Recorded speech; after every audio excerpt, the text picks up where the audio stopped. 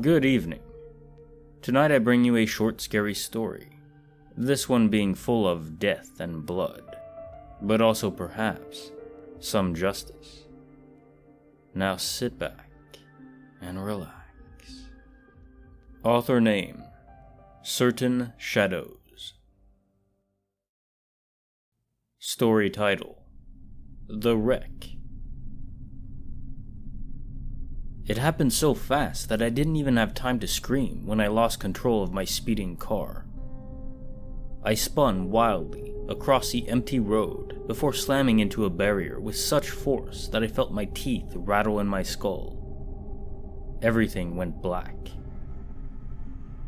I floated through a timeless oblivion until two voices dragged me back to groggy consciousness. My eyes remained closed. "Is he alive?" a woman asked. "Doubt it," a man replied, plainly. "He's pretty banged up." Someone creaked open the driver's side door. "We better try to get him out of there," the woman said. "Don't move him," her companion exclaimed. "That could make it worse." "Call the police then. They'll send an ambulance." There was a tense pause. "I could do that," the man finally said. "Or we could just leave." "What?" "The guy's already near death," he insisted. "This is an expensive car. I bet he's got cash on him." My eyes flew open. I groaned in agony. The startled woman shrieked and nearly fell backwards. I attempted to sit up only to realize my injuries had rendered me unable to move more than a few inches. I coughed and tasted blood. The man cursed. "He heard everything. Now we have to get rid of him." She turned away from me to fix him with a confused expression. "What are you talking about?" "He knows we're gonna rob him," he shouted. "He'll tell the cops." "Hey," I rasped weakly. My voice sounded cracked and frail. "Call me an ambulance, and I promise I won't say a word about either of you." They hesitated.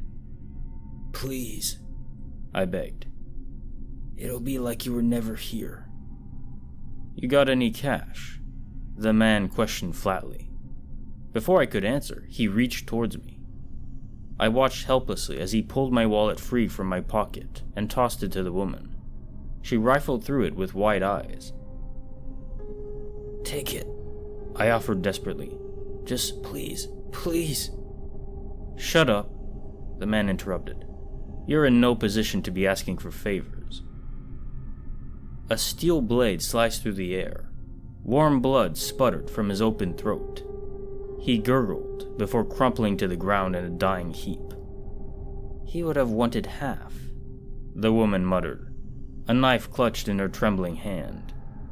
Tears slid down her cheeks. "I'm not greedy, but I'm in trouble and need the money." I swallowed a mouthful of blood. "You can have it all." "I know," she said sadly. "But you've seen too much." "No!"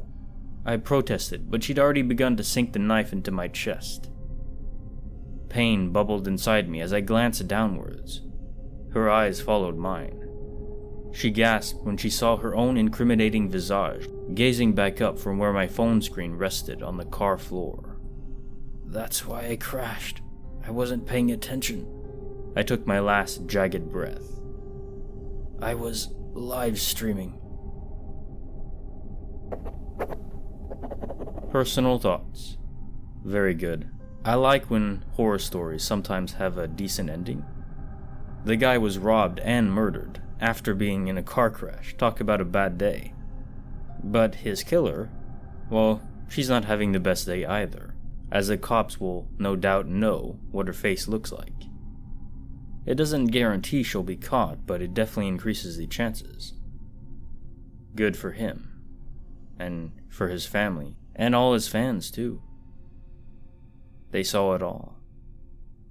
In real time.